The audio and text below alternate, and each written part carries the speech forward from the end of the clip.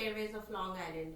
Today's guest has turned grit and determination into a life of impact.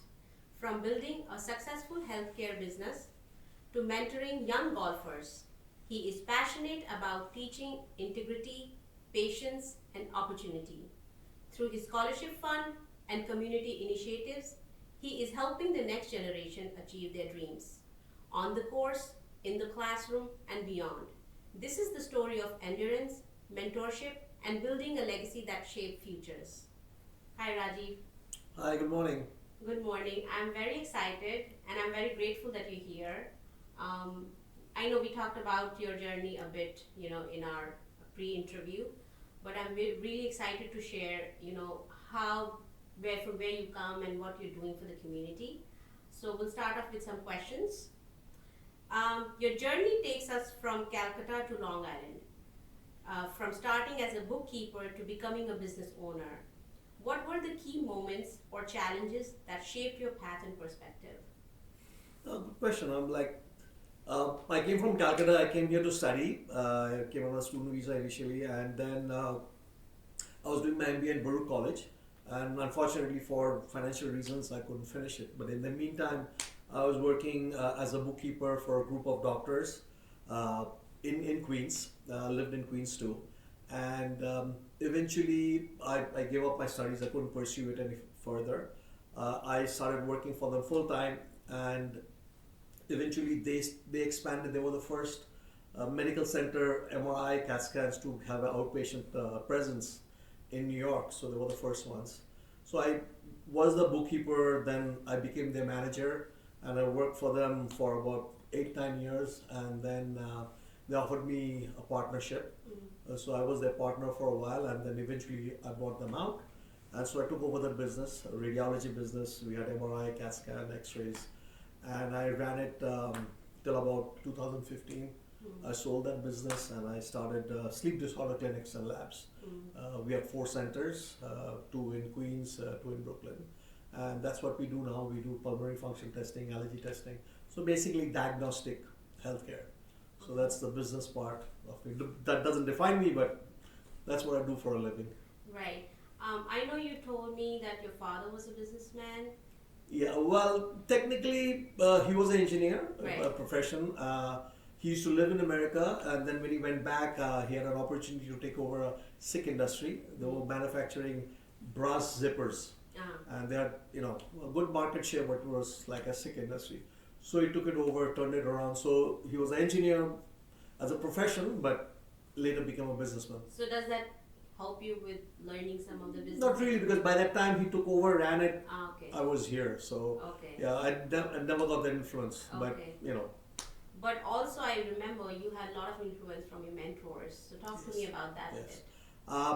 From day one till from the day I arrived, I always had people who went out of the way to help me, and in every step.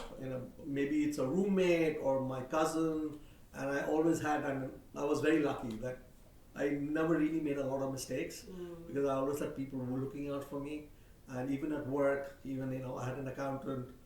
He was always mentoring me. Though I was a bookkeeper, but I didn't know much. Accounting is very different from India to here, and he took it upon himself to kind of educate me and stuff like that. So yeah, till I always had some mentor. So my mistakes were very minimal, I would say, in doing the business part of it. Right. So, But having a mentor is one thing, but you create your mentor sometimes because you have to reach out also. People will not just be your mentor because you're there, right? Talk to me about that. So I was very open to ideas. So I always, I was never a person to always. I had like my friend circle was like the UN. My friend said. Right. I had rich friends, poor friends, from different ethnic backgrounds. Because I used to be like a sponge. Absorb, I was never a good student, but I was a very good student of life. Right. And I saw how they are. So when somebody said something, I used to, take it and see if that works for me or not. So I think that was a two-way street with my mentors. Right. They saw if they told me something, I absorbed it. So I guess, that worked. I love that line. I'm a good student of life. I love it. Moving to the next question, which is an important question actually. Golf has played a central role in your life. What do you love most about the game? What values does it teach, and how has your wife been crucial part of your journey? Okay, I'll take the last question first. Sure. Shawarika, my wife, she grew up playing golf in Calcutta. She was an early teen when she played golf. Obviously, I didn't play golf when I was in Calcutta. And when she came here, like she's my high school sweetheart. So we knew each other from high school. We got married here. She was going to St. John's. She had finished her MBA working. And she had a passion for golf. I mean, that was inbuilt. Her mother played golf. Right. Her older sister played golf. And obviously, me coming, I was in crew, soccer, never really liked golf. But then she kind of forced me with a couple of her friends. Like every Sunday, she used to go out play golf for 4 hours. I was stuck watching TV, and I was very curious, but not inclined to play it. Thought it was a very boring sport. Then she started taking me along with her, and the challenge. And I've been an athlete throughout my life, and golf was so different than any other sport. And that's the only sport where you don't have an umpire or a referee. So it's a game of integrity. Like you said, it's should know the rules. You follow it. If there's a violation, you put a penalty on yourself. That's there's nobody telling you what to do. You have to do it yourself. Right. And I found that very, very invigorating. That I had to play it within the rules. And if I cheat, I'm cheating myself. Because there's no one else to call me out. So I found that fascinating. Plus, the sport itself is one of the toughest sports you play. So you're always challenging yourself. You're not really playing. You're not competing with other people. So that's another good part, that you're never comparing yourself to somebody else. You're comparing yourself with yourself. Right. So that really, I found that very, very challenging, and I liked playing the sport. So it became my passion. Right. And just to let my audience know, it's not a very popular sport in India, right? Only It's getting there. It really is getting there.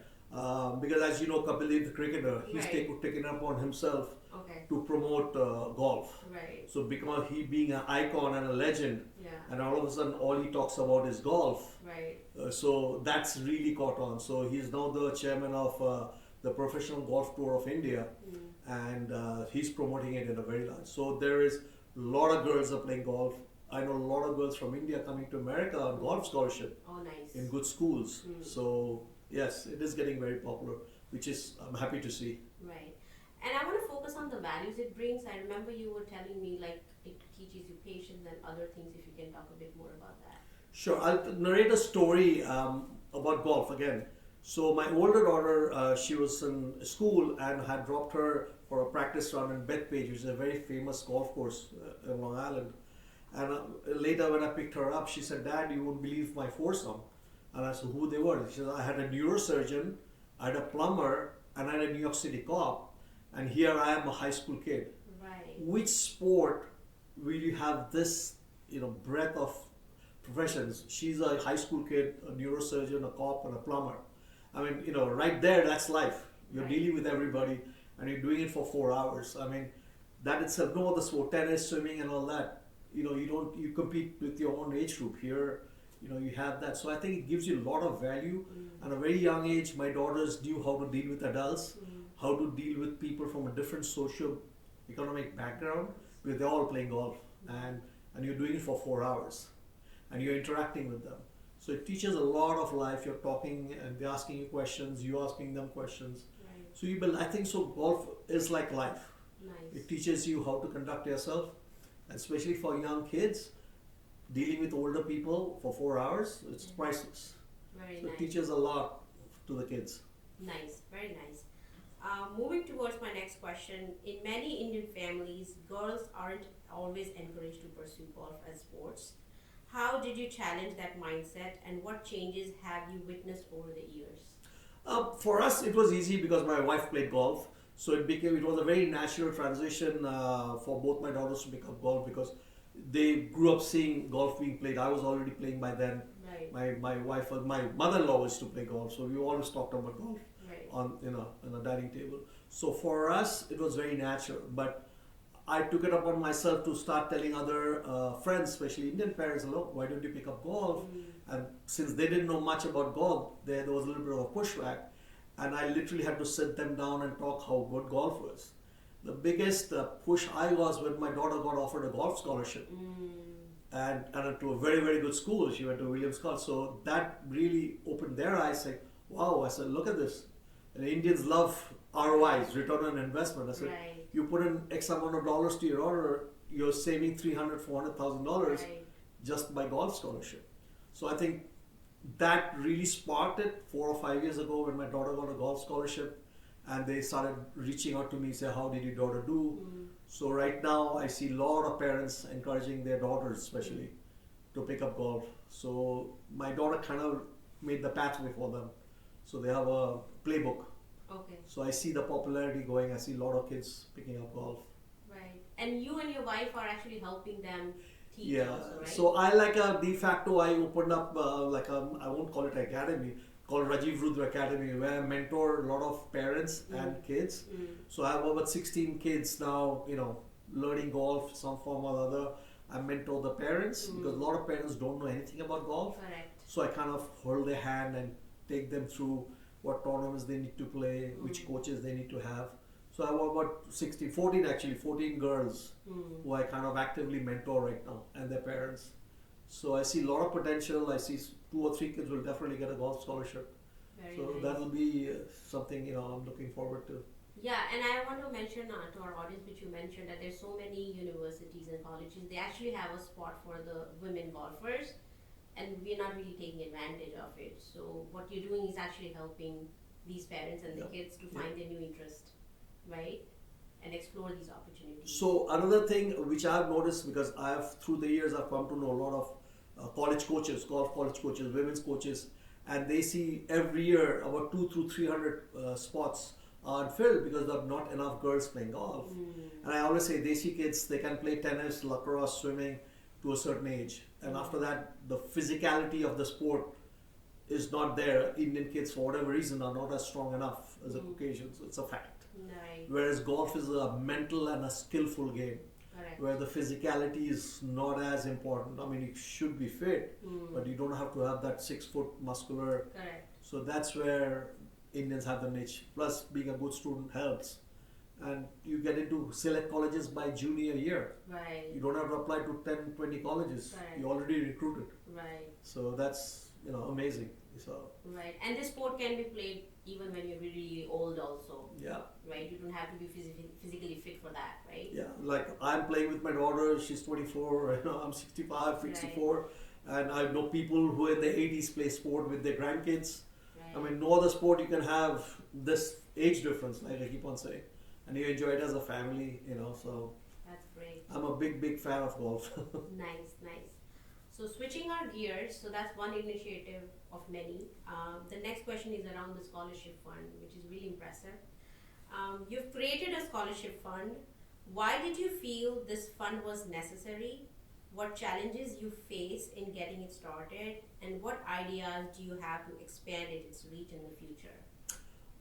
So this all happened, I think 5 or 6 when my daughter was a senior in SASAT awards night. She was receiving some awards, and I was going through the sheet of all the scholarships, and there were scholarships from the Jewish American Fund, Italian American Fund, different Islamic Center Fund scholarship. So I was wondering, we have such a large community in the SASAT Woodbury area, and there was no India fund. So it kind of bothered me that we talk the talk, we don't walk the walk. And I said, instead of me talking about it, let me just start it. Yeah. So I reached out to another friend of mine, Runesh, and I said, this is ridiculous, that we don't have this kind of fund to encourage the kids. Everybody else has, every other community. So he and I kind of figured it out, like, reach out to the community at large. We have about 700 families in SAS and Woodbury area. So we, like, a lot of phone calls, a lot of texts, a lot of WhatsApp, and we kind of said, look, we need to do something like that. And we got a lot of positive feedback that, yeah, we should do something. So we took the head start, and then obviously collected the funds. The first year we only had... What was the first year? Which year was it? 5 years ago. Okay. So this is the 6th year. Okay. Yeah. 2026 will be 6 years. Okay. 5 years. So the first time we collected $1,500. So when people pay 50, 20, whatever, we didn't have an amount. We didn't know where it'll go. So we had $1,500, and we decided let's give 2 $750 scholarships. So we had a very good response from the seniors. So we created a panel of judges. We made sure that there was no bias. We retracted the names, so the judges did not know who the applicants were. So that was a big success. That time we saw a good response from the community. And then the second year also, I think we did maybe $1,000. So now, fast forward, we have two scholarships, $59 each. Grassroots, we have like 30, 40, 50 people contributing $50 to $500. And we do this now every year. Again, it's need blind. A lot of people say, "Oh, the SunUp kids are rich; they don't need the money."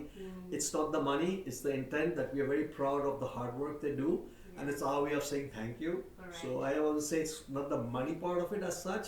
It's just that we recognize our own kids, Right. our children. Hey, job well done. These kids work hard, Right. especially in SunUp. So Right. they get this $1,500 check, and they can spend it senior year. Right. Why not? So I hope this is a grassroots initiative, becomes a legacy, Right. and then other school districts follow. Right. So I'm proud of that we could do this. Again, it's like the whole community came together Right. and did that. Yeah. Nice. So, what were the challenges? Initial challenges were always which I started ignoring.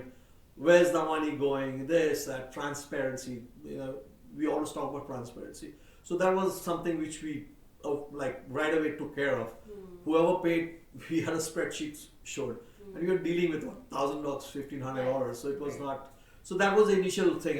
Where's the money going? And that was otherwise. Besides that, then another one was why are you paying rich kids? Right.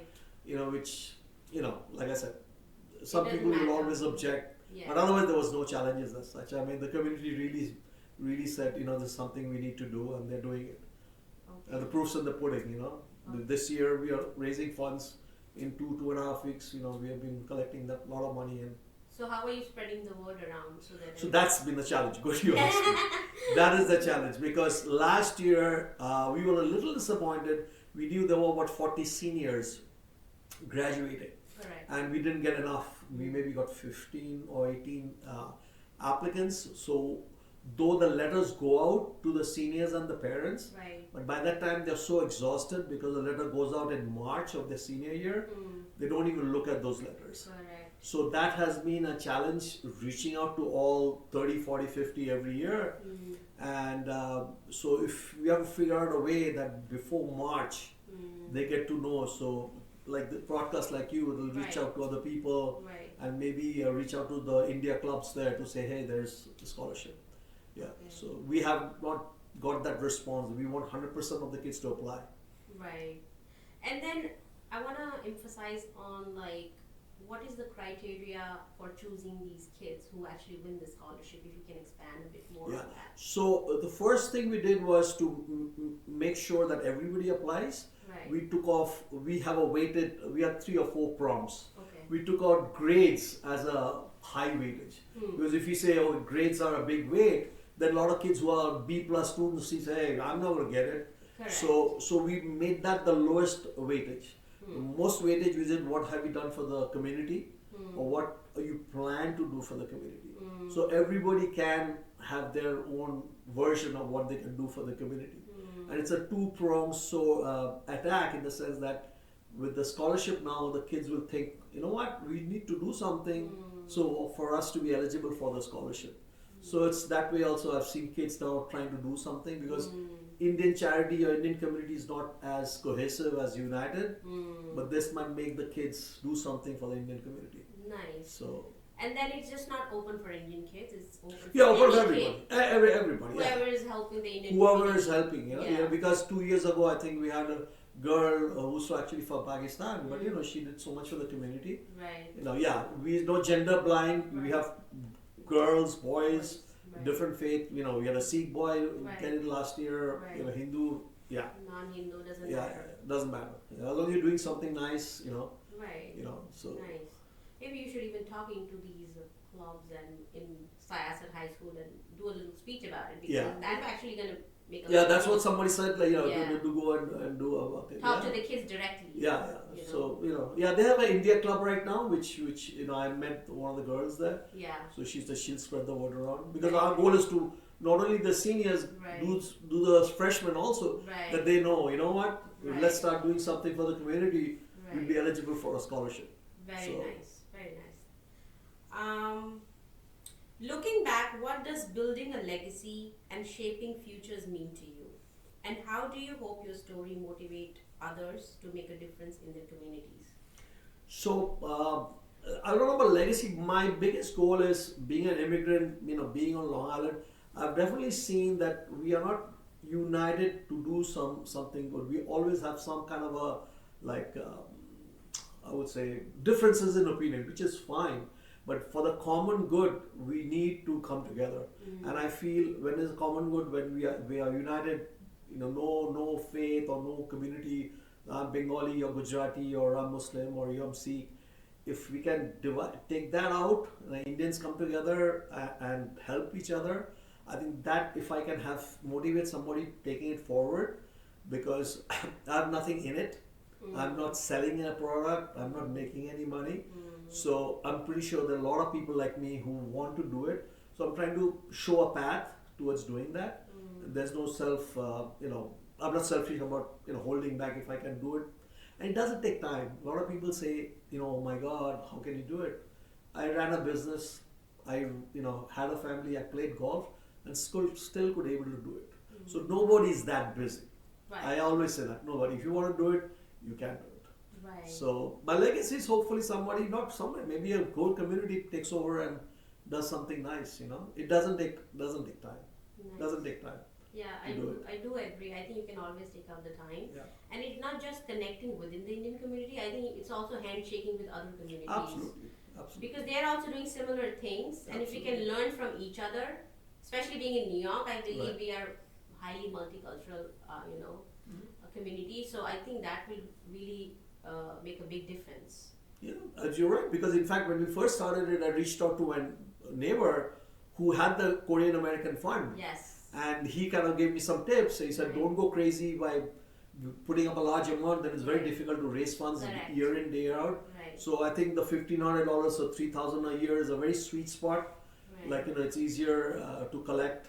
And so that's the advice he gave us. Right. He said, Korean American at one time, I think it was $4,000 or $3,000 per Right. scholarship, and now they're struggling Correct. fundraising. So that's the Right. first thing he said. Yeah. He said, make a sweet spot where it's manageable. Correct. Yeah. And send the word out. So yeah, you're right. We reach out to different communities, learn from them. Like I said, going back to my mentors, I had so many mentors, I made Correct. less mistakes. Right. So why make a mistake if you don't have to? Yeah, and why to reinvent the wheel if there's Exactly, already an exactly. invented wheel, right? Exactly. Yeah. Yeah. Coming to our last question, I know it went by very fast. You're currently going through the recovery process of stage 4 lung cancer. How are you staying motivated, maintaining a positive outlook, and continuing to pursue your work and passions? Yeah, so I have stage 4 lung cancer. I was diagnosed 2024 in May. Came as a surprise. I led a very healthy lifestyle and not a smoker, vegetarian, social drinker. So when I did find out I had shortness of breath, went to check my heart and then found I had a lump in my lung, and after my PET scan it showed it spread. This is stage 4. First obviously so why me? That is the first reaction. But then so why not me? It can happen to anybody. So it happened to me. So that was where I never really sat down to find out why it happened to me. I never felt sorry for myself. So I think, and I didn't think much. A lot of people say, oh, you're thinking positive. I said, thinking positive is actually tough. Yeah. So I don't think much. I go to Sloan. It was the best in the country. I'm a good oncologist. Right now I can't really say much except, following the doctor's orders. Though I had a little bit of a hiccup, my surgery didn't go as well. They couldn't take out the tumor, so it's inoperable now. But I don't think much. So Right. honestly, my advice is don't think about it. Keep going. Yeah, keep going. Yeah, keep going. Yeah. Yeah, because what amazed me, I reached out to you and you're still recovering. I didn't felt once that you were like deterred by because you're having this issue and you're still going forward with the scholarship fund initiative, golf initiative, and very positive. So I was like, where is he building this strength from? I'm sure family, but Yeah, my family, like my wife was extremely supportive. Both my daughters, though my younger daughter took it very badly, but I got a lot of friends, and I was sharing this joke with you. My high school friend says, "Advantage of low IQ, you don't think too much." So maybe that's advantage, you know. But yeah, you know, it is what it is. You know. No, lots to learn from that. I think it takes a really courageous man to be like you. Thank you. And I think many parents, as you said, think about doing things, but they never actually do it. And you actually took those challenges and made your own and became the leader in a lot of things that we are doing as a community now. And we are so thankful that you're actually able to push those things. So you actually walk the talk, as we say. Yeah, So thank you for coming on my podcast. Thank you so much. And I hope we can inspire a lot more people, you know. Thank you, and thank you for having me. This has been a wonderful experience, first time ever. So I was very, very excited to do it. And like I said, your questions were fantastic. You're a good listener, which is the most important thing for an interviewer. You know, Thank you, so Rajiv. yeah, good luck. Thank you. Thanks.